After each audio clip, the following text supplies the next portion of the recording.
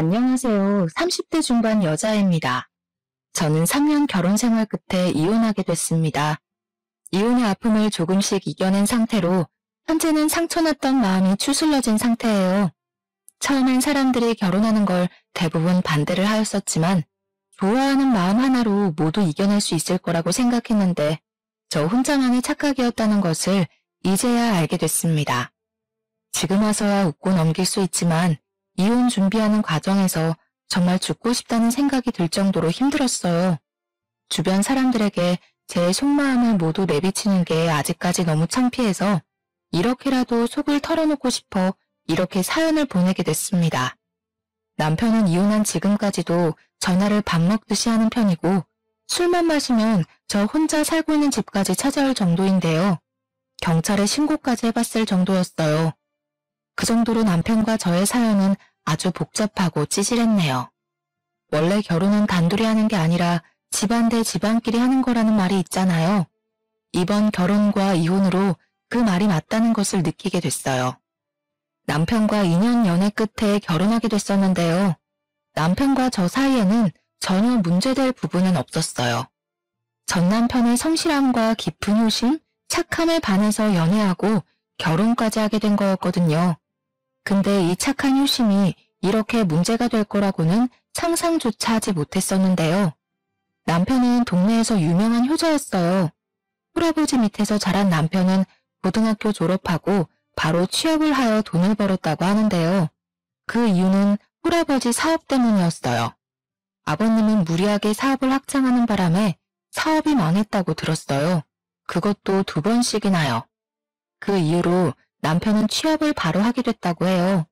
4억 정도 되는 빚이 남편 덕분에 결혼하기 직전 4천까지 줄었다고 들었어요. 그런데 그런 시아버님의 빚이 이혼까지 이어지도록 만들 줄은 상상조차 하지 못했어요. 결혼하고 나면 시아버님의 빚을 갚는데 나도 일조해야 하는 건 아닌지 그런 걱정 때문에 결혼하는 게 망설여지게 됐어요. 그래서 전 남편과 결혼 이야기가 나올 때쯤 솔직한 제 마음을 말하기로 했어요. 자기야, 솔직히 나 결혼하는 거 고민돼. 당신은 아버님 아들이니까 빚 갚는데 도와줬다고는 하지만 난 그런 의미가 없다고 생각해. 남은 4천만 원이 네 집 개 이름도 아니고 자기가 이제 몇 억이나 되는 돈 모두 갚아줬다면 나랑 결혼한 이후엔 그 빚이라도 아버님이 갚게끔 했으면 좋겠어. 그게 그렇게 신경 쓰였어? 난 젊으니까 조금만 고생하면 그만이지만 아빠는 그게 아니잖아. 그래서 내가 조금만 고생하면 금방 갚을 거란 생각에 이제껏 내가 갚아왔던 거였어. 우리 아빠가 곧 당신 시아버지가 될 사람인데 그 빚 갚는 거 같이 도와줄 수 없어? 내가 그 빚 갚는 거 당연한 일 아니야. 그리고 나 아직 당신이랑 결혼한 사이도 아니라서 내가 그 빚 갚는 거 도와줄 의무도 아니고. 나보고 그 빚 갚는 거 같이 하자고 한다면 당신이랑 결혼 안 해. 어떡할래? 나 당신이랑 결혼하고 싶어. 자기가 그게 그렇게 신경 쓰인다면 결혼하고 나서부턴 아버지가 갚도록 할게. 그러니까 결혼 못하겠다는 말 절대 하면 안 돼. 알겠지? 남편과 날 잡고 진지하게 대화를 나눈 뒤 시아버님의 빚은 결혼하고 나서부턴 대신 갚지 않기로 약속했어요. 약속을 받아낸 후 일사천리로 결혼식을 올리게 됐어요. 근데 결혼하고 난 후 1년 정도 되었을 무렵부터 문제가 발생되었는데요. 시아버님이 아들한테 대했던 그대로 저한테 돈을 요구하는 게 점점 당연해졌어요. 이 문제 때문에 전 결국 화병까지 생겼을 정도였었는데요.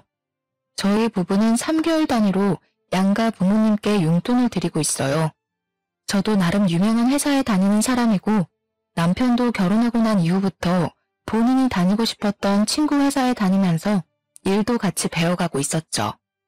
우리 둘 다 벌이가 나쁘지 않았었기 때문에 양가 부모님께 용돈을 드리는 것 자체가 어렵진 않았어요. 양가 부모님께 각각 30만 원씩 용돈을 드리고 있었는데 아버님의 행동이 기가 막혀서 말이 나오지 않을 정도였어요. 아영아, 갑자기 찾아와서 미안하다. 뭘요?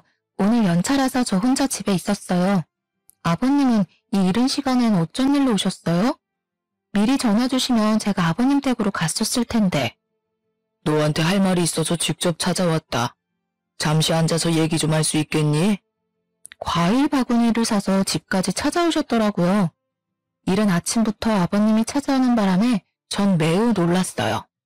식탁 앞에 앉아서 커피 한 잔 마시며 이야기를 나누게 됐는데요. 아버님의 표정이 너무 좋지 않아 걱정이 많이 됐었습니다. 커피만 홀짝홀짝 마시던 아버님께서 한참 입을 굳게 다물고 있다가 조심스럽게 입을 여셨는데요. 아영아, 너가 결혼하고 나서 며느리로서 너무 잘해주고 있어. 그게 참 고맙다. 재혁이랑 작은 단칸방에서 살았었는데 사돈께서 나 혼자 편히 살 수 있게 전셋집도 구해주시고 아영이 너가 용돈도 자주 챙겨주고 난 정말 너한테 많이 고맙다. 아니에요. 당연히 해야 할 일이니까 한 거였어요. 아버님 혹시 무슨 일 있으신 거예요? 표정이 너무 안 좋아요. 사실 내가 지금 돈이 필요해서 말이야. 재혁이 모르게 30만 원 좀 줄 수 있겠니? 지난달에도 30만 원 정도 줬었는데 또 달라고 해서 미안하다. 네? 아버님께 돈 드리는 게 아까워서 그러는 게 아니라 아버님 요즘 돈 달라고 하는 일이 많으신데 무슨 일 있으신 거예요? 혹시 지금 다니고 있는 회사 그만두신 건지. 일 그만둔 건 아니야. 이 나이에 거기서 일해봤자 월급 얼마나 받겠니? 오랜만에 혼자 빚을 갚으려고 하니까 버겁기도 하고 혼자 사는 게 적적하기도 해서 여기저기 놀러도 다니다 보니 생각보다 지출할 일이 많구나. 저희도 버는 게 한정되어 있는데 한 달에 3, 40만 원씩 달라고 하는 일이 많으니까 좀 부담돼요. 아버님께 용돈을 안 드리고 싶어서 그러는 게 아닌 거 아시죠? 그래도 급한 일 있으신 것 같으니까 이번엔 드릴게요. 이젠 이런 일이 되도록 없었으면 해요, 아버님. 이런 식으로 아버님이 돈을 달라는 빈도수가 점점 많아졌어요. 3개월 단위로 줬던 용돈을 한 달에 한 번, 2주에 한 번씩 주게 됐었고요. 아무리 저희 부부가 돈을 부족하지 않게 벌고 친정 부모님이 넉넉한 집안이라고 해도 아버님께 이런 식으로 용돈을 자주 주니 부담스럽고 화가 나기 시작하더라고요. 아버님의 돈 요구가 잦아지니 아버님의 전화를 일부러 안 받은 적도 있어요. 전화 안 받으면 이런 식으로 직접 집까지 찾아오시니 돈을 아예 안 드릴 수도 없고요. 남편 몰래 저한테 돈 달라고 요구하는 일이 많아졌고 저도 일일이 남편에게 말하지 않았었는데요. 결국 전 남편에게 솔직하게 말하기로 결정했어요. 퇴근하고 집에 도착한 남편을 소파에 앉히고 아버님에 대해 이야기하기 시작하게 됐는데요. 자기야, 당신한테 아버님에 대해 말할 게 있어. 당신 몰래 아버님한테 돈을 몇 번 드린 적이 있어. 원래 우리가 3개월에 한 번씩 부모님께 용돈을 드리고 있잖아. 근데 아버님이 당연하게 돈을 달라고 하시더라고. 처음엔 급하게 쓸 일이 있나 보다 하고 몇 번 그냥 드렸었는데 이젠 2주에 한 번꼴로 20만 원, 40만 원 이렇게 돈을 달라고 하시니까 버겁고 부담되더라고. 아버님은 자기한테 말하지 말라고 신신당부하시는데 이젠 당신한테 숨길 수 없을 것 같아서. 아빠가 그랬다고? 정말? 그럴 사람이 아닌데. 나한테도 그렇게 돈 달라고 요구한 적이 없던 분이라. 우리 결혼 전에 아버지 빚 갚는 거 안 하기로 했었잖아. 생각해보니 이거야말로 아버지 빚 갚는 거랑 뭐가 다를까 싶더라고. 당신도 가끔 보면 아버님께 따로 용돈 간간히 드리는 것 같던데 맞아? 응. 우리가 아무래도 월급 각각 관리하니까 내가 쓸 돈 조금 쪼개서 아빠한테 가끔 주지. 그것까지 뭐라고 하려는 거야? 나도 아버님이 달라는 대로 주긴 했지만 당신도 아버님께 돈 너무 자주 주지 마. 아버님이 돈을 아예 안 버시는 것도 아니잖아. 작년부터 큰아버지 회사 공장에서 일 다니기 시작했다며. 아버님도 돈 버는 입장인데 어디 쓰시려고 그렇게 돈을 달라고 하시는 건지 모르겠어. 당신이랑 나한테 각각 용돈 다 받아가시는데 그 많은 돈을 어디에다 쓰시는 건지. 지금부터라도 아버님께 따로 돈 드리는 일 없도록 하자. 아버님이 안쓰러워서 달라는 대로 드리긴 했지만 지금부터라도 바로 잡자. 자기랑 결혼 전에 대출금 안 갚기로 약속했었지만 그래도 우리 아빠인데 하나하나 너무 따지는 거 아니야? 우리 아빠도 연세가 있는 편인데 혼자서 모든 걸 하려고 하니까 힘들어서 그러신 거잖아. 이번만 조용히 넘어가주면 안 될까? 나랑 결혼하기 전에 약속했던 거 까먹지 마. 우리도 돈 모아야 하는 입장에서 자꾸 아버님한테 돈 계속 주게 되면 모아야 할 돈까지 모으지도 못해. 넌 이럴 때 보면 감정이란 게 없는 것 같아. 반대로 생각해서 장인어른이 우리 아빠 입장이었으면 너도 도와줬을 거잖아. 이제 와서 말이 좀 달라져서 미안한데 대출금 모두 갚아달라는 말 하지 않을 테니까 아빠한테만 조금씩 용돈 더 주면 안 될까? 나 나쁜 사람 만들지 마. 아버님한테 10만 원씩 조금 더 주는 건 가능할지 몰라도 매달 돈 드리는 건 안 돼. 친정한테 주는 것처럼 동일하게 3개월에 한 번씩 용돈 드리는 걸로 하자. 그렇게 남편에게 모든 걸 다 터놓은 뒤 아버님께 따로 용돈을 더 드리지 않기로 마음먹게 됐어요.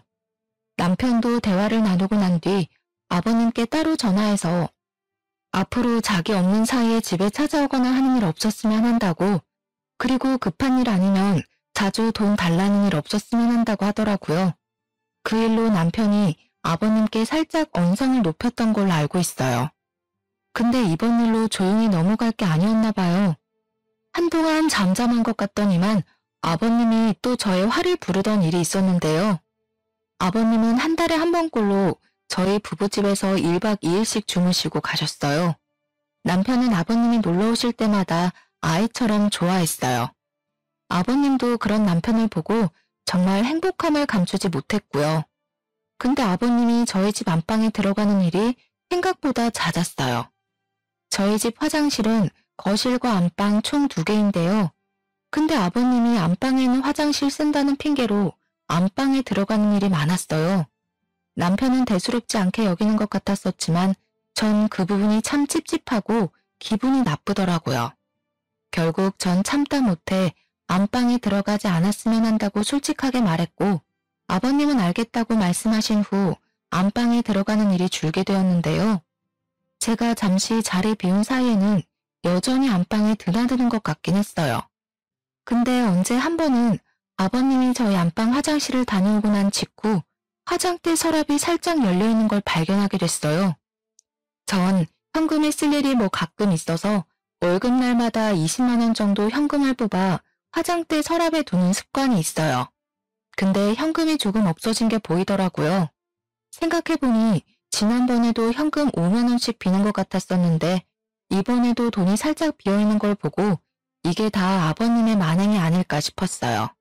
뽑아놓은 현금은 거의 신경 쓰지 않고 쓰는 돈이기 때문에 그냥 두고 있었는데 이렇게 돈이 조금씩 비는 게 느껴지니 아버님의 짓이 아닐까 걱정이 되었답니다.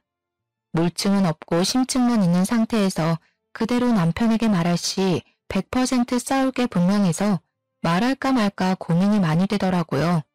물증을 잡기 위해서 어떻게 하면 좋을까 고민했는데 친한 친구가 집에 홈캠을 설치해보라며 권유하더라고요. 집에 돈이 조금씩 없어져서 미치겠어. 분명 아버님 짓인 것 같은데 심증만 있고 물증이 없으니. 이걸 남편한테 그대로 말하면 화낼 게 분명하고 5만 원 이런 식으로 가져가니까 그동안 몰랐었던 거야 내가. 근데 이번만 훔쳐간 게 아니라 많은 것 같아. 이제까지 빠진 돈 계산해보니까 대략 50만 원 이상 되더라. 홈캠 설치해봐. 나도 우리 시엄마가 자주 집에 들락날락해서 그것 때문에 홈캠 설치했거든? 근데 진짜 좋더라. 보고 싶을 때마다 집 상황 실시간으로 볼 수 있어서 좋았어. 증거로 사용해도 좋고. 그래서 남편과 아버님 몰래 집에 홈캠을 설치하게 됐어요. 초소형 홈캠을 설치한 후 증거를 모으기로 했어요. 그렇게 홈캠을 설치한 걸 잠시 잊고 있던 중 은은히 볼 일이 있어 간 김에 통장 정리를 하게 된 적이 있어요. 이왕 통장 정리한 김에 남편 통장도 같이 정리하기로 했는데요. 통장 정리를 하면서 충격적인 사실을 알게 됐어요. 남편 통장 내역을 확인하였는데 알고 보니 남편이 아버님의 빚을 모두 해결해준 사실이었어요. 매달 남편이 자신의 월급 절반 가까이 아버님에게 드렸었고 그것도 모자라 아버님의 빚을 주기적으로 내주고 있었더라고요. 그 사실을 알게 된 전 남편에게 많이 실망하게 됐었습니다. 분명 결혼한 순간 합의 없이 시아버님께 돈을 드리는 일 없도록 하기로 했었는데 그런 약속을 무시하고 시아버님께 그대로 돈을 전부 드렸다는 생각에 열받았어요. 그리고 남편과 공동 생활비 목적으로 사용하고 있던 통장이 있는데요. 거기에 자율적으로 돈을 각각 넣어서 우리 부부 생활비로 사용하고 있었어요. 넣으면 넣는 대로 사용했었기에 안에 얼마나 있는지 확인한 적이 없었거든요. 아무래도 각자 돈은 각자 사용하고 있다 보니까 외식하거나 장볼 때 말고는 신경 쓸 일이 없었어요. 관리비나 공과금 같은 것들은 신용카드로 자동이체가 되고 있었기에 크게 문제가 되지 않았어요. 뒤늦게 공인통장을 확인해보니 이제껏 줄곧 저만 100만 원 이상 입금했었지 남편은 입금하지 않은 날이 많았더라고요. 넣어봤자 50만 원조차 넣지 않았어요. 전 배신감이 몰려왔습니다. 효심이 깊은 사람인 줄은 알았지만 남편으로서 이렇게 꽝인 줄은 몰랐네요. 이왕 이렇게 된 거 이제까지 녹화되었던 홈캠 영상도 확인하게 됐는데요. 아버님이 이제껏 화장대 서랍에 있었던 돈을 조금씩 훔쳐갔었던 게 맞았습니다. 처음엔 심증만 있었는데 이렇게 물증이 생기니 이건 가만히 있을 수 없다고 생각하여 남편과 퇴근한 후 제대로 얘기하게 됐어요. 소파에 앉아있는 남편에게 통장을 던지며 소리를 버럭 질렀고 그런 나를 보고 당황스러움을 감추지 못했던 남편은 왜 그러냐고 묻기 바빴습니다. 지금 뭐하는 짓이야? 도대체 왜 그러는데? 이 통장은 또 뭐야? 당신 내 통장 만졌어? 당신 나 몰래 아버님 빚 다 갚아줬더라? 그 돈이 다 어디서 나서 갚아준 거야? 그리고 아버님 빚 말고도 매달 용돈 꼬박꼬박 줬더라. 당신 돈 모을 생각은 죽어도 없나 보네. 남편은 저의 말을 듣고 아무 말 못하고 바닥에 떨어진 통장을 한참을 보고 있었습니다. 남편은 저와 약속한 게 있었고 그걸 깬 사람이 남편이었기 때문에 섣불리 말을 하지 못했어요. 분한 저는 남편에게 소리를 고래고래 지르면서 사람이 어떻게 그럴 수 있냐고 말했습니다. 그래, 당신이 알게 된 김에 다 말할게. 나 아빠 빚 모두 해결해줬어. 우리 아빠 7순이 넘은 사람이야. 근데 나이도 많은 우리 아빠가 돈을 어떻게 다 갚을 수 있겠어. 공장에서 버는 돈도 다 한계가 있는데 너는 아빠를 가족이라고 생각하긴 하냐? 사람이 어떻게 본인 혼자만 생각해? 난 분명히 이 문제 때문에 결혼 안 한다고 했었어. 근데 그거 감수하고 결혼하자고 했던 사람은 당신이야. 이제 와서 아버지가 안쓰럽다고 돈 다 갚아줬다는 게 더 말이 안 된다고 생각해. 그래, 아버지 빚은 그렇다고 쳐. 근데 월급의 절반을 다 아버님께 매달 줬었더라? 정작 우리 공동통장엔 돈 전혀 넣지 않았었네. 이건 어떻게 생각해? 오히려 당신이 날 와이프라고 생각하지 않은 것 같은데. 어차피 우리 각자 번 돈은 터치 안 하기로 했었잖아. 근데 당신이 이렇게까지 화를 내는 게 이해가 안 가. 애초에 내 월급 당신이 관리하고 있었으면 모를까. 우리 생활비, 적금 꼬박꼬박 다 내놨으면 몰라. 오히려 우리 가정에 써야 할 돈은 따박따박 내지도 않았으면서 그런 말 하는 게 참 웃겨. 내가 이제까지 바빠져 제대로 살펴보지 않았던 게 바보 같다. 우리 그냥 이혼하자. 도저히 당신 같은 사람이랑 못 살아. 이럴 거였으면 아버님이랑 평생 단둘이 살지 뭐하러 나랑 결혼했어? 이혼이라니. 이혼 절대 못해. 이런 일로 이혼하는 게 더 바보 같은 일 아니냐? 도대체 아빠 빚 갚아준 게 뭐가 죄라고 이혼까지 해야 하냐고. 나 당신이랑 이혼 안 해. 안 해줘. 너가 조금만 마음 넓게 먹고 넘어가줘. 내가 도박을 하기라도 했어? 그냥 아빠한테 도움 좀 주고 싶어서 몇 푼 돈 들인 거 가지고 이혼 얘기를 왜 하냐? 내가 아버님 때문에 미치겠다고 말하잖아. 도대체 내 말을 뭘로 들어왔던 거였어? 내가 싫다는 말 안 들려? 제발 내가 싫다는 거 안 하고 조용히 살 수 없었던 거냐고. 부부라는 게 뭐야. 서로 싫어하는 부분 최대한 고쳐가고 맞춰야 하는 거 아니냐고. 당신은 날 속이면서까지 내가 싫어하는 행동을 한 거야. 그럼 내가 당신이랑 살 이유가 없어진 거지. 그러니까 내 말대로 이혼해. 당신이나 아버님 이제 신경 쓰면서 살고 싶지 않아. 나랑 이혼하고 편하게 아버님 뒷바라지하면서 편하게 살아. 눈치 보지 말고. 이혼이 그렇게 쉬워? 말이면 다인 줄 알아? 당신이랑 절대 이혼할 일 없을 거야. 언성이 높아지고 서로의 입장이 맞다고 우기고 있는 상황이었어요. 결국 말이 통하지 않아 저는 간단히 짐을 챙겨 집을 나가게 됐어요. 남편은 나가지 말라고 끝까지 말렸었지만 전 그런 남편을 밀치고 무작정 집에서 나갔었답니다. 너 한 발자국만 더 움직여봐. 가만 안 둬? 가만 안 두면 어쩔 건데 이혼 준비는 하고 있어. 전 그렇게 무작정 혼자 나가게 됐고 막상 나은이 어딜 가야 할지 고민이 되었어요. 지금 이 밤중에 이혼 문제로 집에 나왔다는 걸 속 시원하게 말할 사람이 없더라고요. 그렇게 한참을 밖에서 시간을 보내다가 결국 근처 저렴한 숙박업소에 가서 지내기로 했어요. 며칠 동안 전전긍긍하면서 지냈었는데 혼자서는 사람이 할 짓이 못 되더라고요. 이 답답한 마음을 어떻게 해결하면 좋을까 긴 고민을 하게 되었어요. 이 상태로 회사 일이 손에 잡히지 않을 것 같아 모든 연차를 사용하게 됐었고 회사 출근을 며칠 동안 하지 않았어요. 제가 출근하지 않은 동안 남편이 회사까지 찾아갔다고 들었는데요. 남편이 저의 회사에 갔던 날 회사 동료말로는 제 남편이 회사까지 찾아와서 제가 나올 때까지 한참을 서서 기다렸다고 했어요. 회사 동료가 뒤늦게 남편을 발견하고 여기 어쩐 일이냐고 묻자 저 출근 안 했냐고 묻고서 바로 갔다고 하네요. 게다가 친정 부모님까지 찾아갔었다고 해요. 남편이 친정에 찾아갔었던 그날 저녁 엄마한테 전화가 왔었어요. 만나서 얘기하자고 하시더라고요. 그렇게 카페에서 엄마를 만나 커피를 마시며 이혼에 대해 대화를 나누게 됐었어요. 전 엄마의 얼굴을 보자마자 눈물부터 나왔어요. 살이 많이 빠진 저의 모습을 보게 된 친정엄마도 같이 눈물을 흘렸습니다. 그렇게 저희 모녀는 한참을 울기만 했었는데요. 자세하게 말해봐. 김서방은 어떤 이유 때문에 이혼하는지 말 안 해주더라. 그냥 너가 섭섭한 게 있었는데 그게 쌓여서 이혼하자고 말했다더라. 그게 사실이니? 그이가 그래? 내가 그냥 섭섭한 마음 때문에 이혼하는 거라고?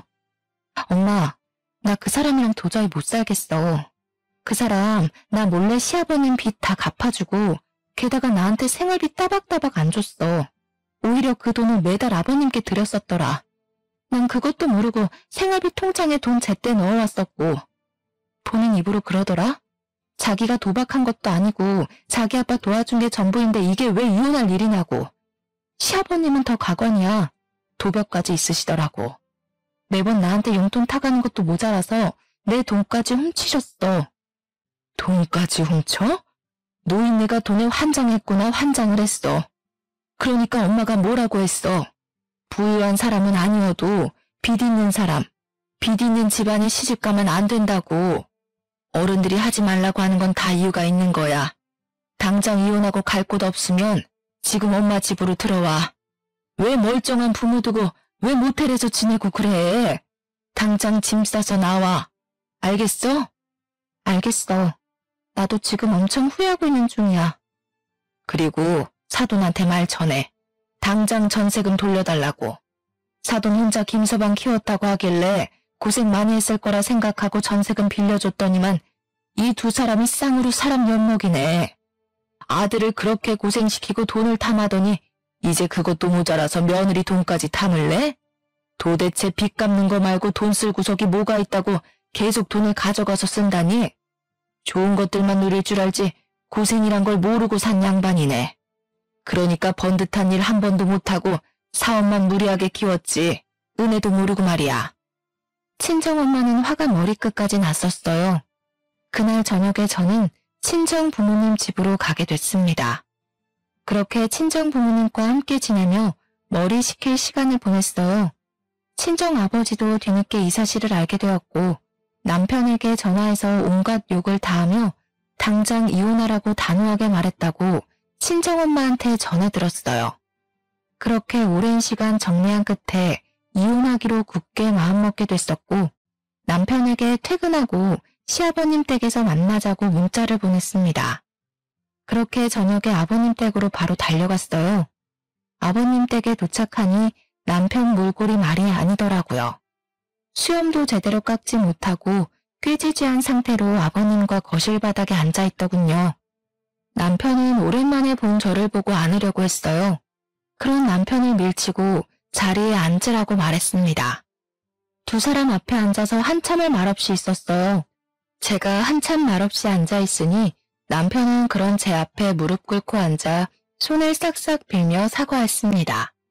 시아버님도 소리 없이 눈물을 보이며 미안하다는 말 한마디를 하셨어요. 아용아, 정말 미안하다.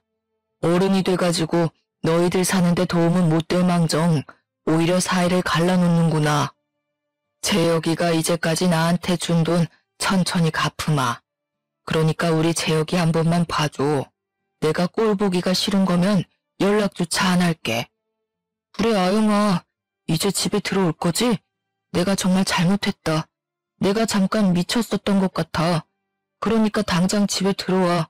장모님 장인 어른한텐 내가 따로 다 설명할게. 아버님이 그렇게 말씀하셔도 저 이 사람이랑 이혼합니다. 아들 그렇게 아끼시는 분께서 절 감쪽같이 속이셨네요. 이 사람 아버님 빚 갚겠다고 어릴 적부터 고생이란 고생은 다 한 사람이에요. 아버님은 이 사람 돈 갚고 있을 때 뭐하고 계셨어요? 대출금 말고도 이 사람한테 가져갔던 돈 모두 어디다 쓰신 거냐고요. 저 아버님 이해할 수가 없어요. 아들이 힘들게 번 돈 아까운 줄 모르는 아버님이나 그런 아버님이 그저 좋다고 돈을 펑펑 가져다 주는 아들이나 전부 다 이해가 안 간다고요. 저 이 사람이랑 이혼하겠습니다. 조만간 이혼서를 보낼 테니까 당신은 그때까지 조용히 기다려. 그리고 내가 그 집에서 나갈 게 아니라 당신이 나가야 할 거야. 그 집 4명이잖아. 여보, 진짜 미안해. 내가 잘못했어. 내 아빠라서 그랬어. 부모님이 힘들다는데 자식이 어떻게 가만히 보고만 있겠어. 나쁜 의도는 전혀 없었어. 제발 한 번만 용서해줘. 나 당신이랑 이혼하면 죽음이야, 죽음. 당신 없이 내가 어떻게 살 수 있겠어? 눈물 콧물 질질 흘리며 손이 발이 되도록 비는 남편을 보고 덩달아 같이 눈물을 보이는 시아버님. 그런 두 사람을 보고도 마음이 약해지지 않았어요. 당신은 내일 안으로 짐 싸서 나가. 그 전까지는 집에 나가 있을게 내가. 그리고 당신이 이제까지 결혼 생활하면서 기본적으로 주지 않았던 생활비 모두 다 줘야 할 거야. 순순히 주지 않으면 소송할 테니까 알아서 해. 아버님은 지금 살고 있는 이 집 전세금 다시 돌려주셔야 할 것 같아요. 뭐? 자기야, 그건 좀... 뭐가 좀인데? 당연히 내가 받아야 할 돈들이야. 아용아, 그 집 없으면 나 어디서 지내라는 말이니? 너도 이 아비가 갈 곳 없다는 것 좀 알고 있을 거 아니냐? 그 집만큼은 절대 안 된다. 아버님, 착각하지 마세요. 그 전세금은 우리 부모님 돈이에요. 아버님이 제 시아버님일 때는 사용할 수 있었던 거지 지금은 사용할 권리 전혀 없으시다고요. 그러니까 지금 살고 있는 집 부동산에 내놓으세요. 혹시 그 전세금까지 탐내고 계신 건 아니시죠? 당신 너무하다. 우리 부자 망하게 하려고 작정이라도 한 거야? 내가 뭘 그렇게 잘못했니? 우리 이제까지 같이 산 정도 있는데 제발 이러지 마, 아영아. 너무하다고? 너무한 건 당신이랑 당신 아버지지. 당신이 오히려 날 망하게 하려고 작정한 사람 같았다고. 이제까지 결혼하는 동안 당신이 가장으로서 주지 못했던 비용들 전부 다 청구할 테니까 돈 준비나 잘해. 아버님도 저한테 타간 용돈들, 제 서랍에 있던 현금 몰래 훔쳐가셨죠? 그거 전부 돌려주셔야 할 거예요. 빚 갚으려고 했다가 더 빚만 생기셨네요. 아버지가 돈을 훔치다니? 그게 무슨 말이야? 남편과 시아버님께 홈캠으로 녹화된 영상을 모두 보여줬어요. 아버님이 제 돈 훔쳐간 영상이 많이 찍혀 있었는데요. 그걸 본 시아버님은 당황한 표정을 감추지 못했어요. 당연히 제가 모르고 있을 거라고 생각했던 거였죠. 남편도 이 영상을 보고 어이가 없었는지 영상과 아버지의 얼굴을 번갈아가며 보더라고요. 아버지, 이게 사실이에요? 당신은 이 홈캠 언제 설치한 거야? 나한테 상의도 없이? 설치한다고 했으면 당신이 가만히 있었을까? 지금 이 핸드폰 안에 증거들 다 있으니까 발뺌할 생각 죽어도 하지 마. 다음 달까지 시간 줄게. 그 안에 돈 전부 입금해. 아니면 아까 말한 대로 법대로 할 거야. 남편은 엉엉 울면서 싹싹 빌었어요. 아버님은 한참을 죄인처럼 기죽어만 있으시다가 갑자기 화를 내시며 욕까지 하시기 시작했어요. 딴 사람인 것처럼요. 너가 부자 사이를 갈라놓으려고 별 지랄을 다 하는구나. 그래, 내가 훔쳤다 훔쳤어. 그 몇 푼 없다고 너희들이 망하길 하니 뭘 하니? 너도 참 독하구나. 너가 대신 돈 갚아준 것도 아니고 내 아들한테 좀 도와달라고 한 건데 왜 너가 나서기를 나서? 이혼? 그게 쉬운 일인 것 같아? 아빠, 가만히 좀 있어. 우리가 뭘 잘했다고 아빠가 언성을 높여? 너도 당장 일어나. 너 이혼할 수 있으면 얼마나 곱게 할 수 있나 보자. 이렇게 영상까지 녹화할 정도로 우리가 그렇게 의심스럽고 못나 보였구나. 그동안 우리 못난 부자 데리고 사느라 고생 많았다. 남편은 이 일 이후로 절대 이혼 못하겠다고 집에 나가지 않았었어요. 게다가 이혼 도장까지도 찍어주지 않았고요. 그래서 이혼하는데 정말 오랜 시간이 걸리게 됐는데요. 이혼 소송까지 갈 직전에 남편이 결국 합의 이혼을 해줬어요. 남편은 이혼 소송까지 갈 만한 형편이 되지 못했거든요. 그래서 결국 약 1년 만에 합의 이혼을 하였습니다. 돈을 받는 것도 오래 걸렸었어요. 남편이랑 죽어도 연락하기 싫었지만 돈을 받아야 하기 때문에 억지로 연락을 했었는데요. 재촉을 한 결과 남편 이름으로 3천만 원 정도 돈이 들어왔어요. 그리고 아버님도 마찬가지로 저희 부모님이 마련해 주신 전세금을 바로 보내주셨는데요. 약 1억 원 가량으로 이혼하고 난 후 바로 보내주셨어요. 이혼하고 난 후 아버님께서 전세금 말고는 주신 돈이 없었어요. 의아해서 결국 아버님께 연락을 드리게 됐어요. 전세금 말고는 들어온 돈이 없는데 남은 돈은 왜 안 주시냐고 물었는데요. 아버님이 여윳돈이 없기 때문에 많은 금액을 한꺼번에 주지 못한다고 말씀하시더라고요. 그리고 그 돈을 줘야 할 이유를 모르겠다고 하셨어요. 전세금 돌려줬으면 끝이지 받을 게 뭐가 있다고 자꾸 돈을 달라고 말하냐? 친정도 잘 사는 마당에 뭐가 돈이 필요하다고 없는 사람한테 자꾸 돈을 뜯으려고 하냐는 거야. 아버님, 전 제 돈을 받으려고 하는 거예요. 엉뚱한 돈을 달라고 하는 것도 아니고 이제까지 아버님이 가져가신 제 돈을 달라는 말이라고요. 근데 그게 왜 제가 받을 돈이 아니라고 말씀하시는 거예요? 이제까지 아버님이 제 돈 쓰시면서 생활하셨으면서 이제 와서 배째라는 식으로 행동하시면 안 되죠. 결혼 생활을 하면서 시부모한테 용돈 정도는 줄 수 있는 거 아니겠어? 그 돈을 왜 치사하게 이제 와서 다시 달라고 말하냐고. 아버님이 제가 주기로 했던 수준보다 더 많이 가져가셨잖아요. 그리고 그걸 떠나서 제 돈을 훔쳐가셨죠? 그 돈이라도 제대로 갚으신다면 제가 아무 말 안 하겠습니다. 끝까지 뻔뻔하게 철판을 깔고 말씀하시길래 제가 지금 가지고 있는 영상을 들고 경찰서에 가기 전에 최대한 빨리 돈 보내달라고 말했어요. 아버님은 한때 가족이었던 사람인데 경찰에 신고하는 건 너무하지 않냐며 서운한 티를 팍팍 내셨어요. 전 그런 시아버님께 가족이었을 당시 그럼 저한테 왜 그러셨냐고 따졌어요. 할 말이 없던 시아버님은 결국 친척분들께 돈을 조금씩 빌리고 남편에게도 도움을 받았다고 하네요. 결국 이리저리 돈을 빌리고 다니다가 마지막은 항상 남편이네요. 이혼한 초반엔 남편은 아버님과 대면대면하며 지냈다고 했었어요. 하지만 아버님이 돈 때문에 쩔쩔매는 걸 보니 제 버릇 개 못 준다고 남편은 결국 대출을 받아서 저에게 5천만 원 정도 돈을 보내주게 됐습니다. 생각한 비용보다 더 많이 줬더라고요. 시아버님 빚을 갚으려고 이제껏 고생만 하던 남편은 힘들게 빚을 다 갚았는데 저와 이혼하게 되면서 또다시 빚이 생겼어요. 마치 아버지 뒷바라지하기 위해서 태어난 사람처럼 말이에요. 저에게 시어머니가 되었을 뿐, 즉 남편의 어머니께선 남편이 어릴 적일 때 도망가셨다고 들었어요. 시아버님 말로는 바람나서 도망갔다고 하시는데 남편 말로는 사실 아버님 사업이 망하고 나서 도망갔다고 들었습니다. 어머님 대신에 남편이 홀로 이 모든 것을 감당하고 있으니 얼마나 힘들까 싶기도 하면서도 조금은 속이 다 시원해지더라고요. 이혼한 후 남편의 근황을 바로바로 알기가 어렵잖아요. 알고 싶지도 않고요. 그런데 남편과 몇 명 지인이 겹치는 바람에 가끔 지인을 통해 남편 소식을 듣고 있어요. 남편은 친구 회사에 다니고 있는데 최근 그 회사가 아슬아슬하다고 하더라고요. 비리도 좀 많은 것 같았었고요. 그래서 점점 망해가는 눈치라 그만큼 남편의 월급이 줄었고 조만간 해고당할 위기라고 하네요. 월급이 반이나 줄었기 때문에 생활 자체가 어려우니 주말마다 공사판에 가서 막노동 일을 하고 있다고 해요. 불안불안한 회사 사정 때문에 걱정이 많을 텐데 그런 와중에 시아버님 때문에 대출까지 받은 상태이니 남편 속이 말이 아닐 거라고 생각해요. 막노동 일을 하다가 다친 적도 있다고 하고요. 게다가 친척분이 운영하고 있는 공장에서 작은 일을 도맡아서 일하고 있는 시아버님은 강제로 일을 그만두게 됐다고 들었어요. 알고 보니 아버님이 다녔던 공장이 부도가 나게 되면서 망했다고 하는데요. 그래서 한순간에 일자리를 잃었어요.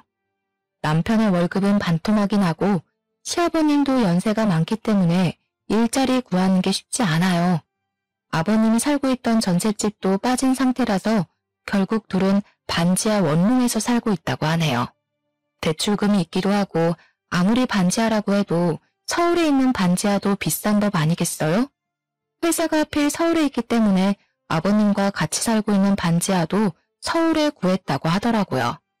월세, 대출금, 생활비 이런 걸 남편 혼자 모두 감당하려고 하니 버거웠는지 최근엔 남편이 주변 지인들한테 돈을 조금씩 빌려서 급한 불을 끌 정도라고 했어요. 자꾸 돈을 빌리는 남편 때문에 스트레스 받던 지인들은 결국 한두 명씩 떠나갔고 어떤 친구와는 주먹 다짐을 했었을 정도라고 들었어요. 빚이 빚을 낳는 법이라고 하잖아요. 저와 살 땐 이런 고민 하나도 하지 않았었지만 뒤늦게 혼자 모두 감당하려고 하니 젊었을 때와는 차원이 다르겠죠. 지칠 대로 지친 남편은 결국 술을 왕창 마시고 절 찾아온 적이 있었어요. 그날 남편의 모습은 정말 사람이라고 믿기지 않을 만큼 많이 말랐고 꾀죄죄했어요. 그런 상태로 집 앞에서 무릎 꿇고 울며 불며 제발 합치자고 하더군요. 아영아, 이렇게 연락도 없이 찾아오게 돼서 정말 미안하다. 정말 미안해. 나 요즘 당신 하나 없다고 되는 일이 하나도 없어. 당신이 당연히 내 옆에 있을 줄 알았거든. 당신이 얼마나 나한테 중요하고 소중한 사람인 줄 몰랐어. 지금 알았다. 당신이 나한테 얼마나 소중한 사람인지. 술 마셨으면 곧장 집이나 가지. 여기서 왜 추태를 부려? 추태 부리지 말고 당장 가. 동네 사람들 다 보잖아. 그리고 당신 이제 와서 이러는 거 진짜 찌질한 거 알지? 나 당신 얼굴 죽어도 보기 싫으니까 당장 집으로 돌아가. 다음부터 찾아오는 일 없었으면 좋겠어. 아영아, 나랑 다시 합치자. 나한테 기회 한 번만 더 주면 예전처럼 하는 일 없을 거야. 너가 아빠 안 보고 살고 싶다면 그렇게 할게. 나랑 같이 사람만 준다면 이제까지 내가 잘못한 거 다 갚으면서 살게. 제발 나한테 기회 좀 줘. 쥐뿔도 없는 당신이랑 내가 왜? 당신 아버지 때문에 또 빚진 거 아니었어? 또 대출금 갚으면서 살아야 하는 당신이랑 내가 왜 살아야 하는 건데. 더 이상 살기 싫어. 나 빚 트라우마라도 생긴 것만 같아. 빚이란 단어만 들어도 구역질이 나올 지경이야. 앞으로 내 앞에 얼씬거리지 마. 당신 얼굴만 봐도 지겹고 토 나와. 알겠어? 당신이랑 이혼만 안 했어도 원래 없었을 대출금이야. 이 돈 금방 갚을 수 있어. 당신한테 절대 신경 쓰이게 안 할게. 진짜야. 내가 이렇게 빌게.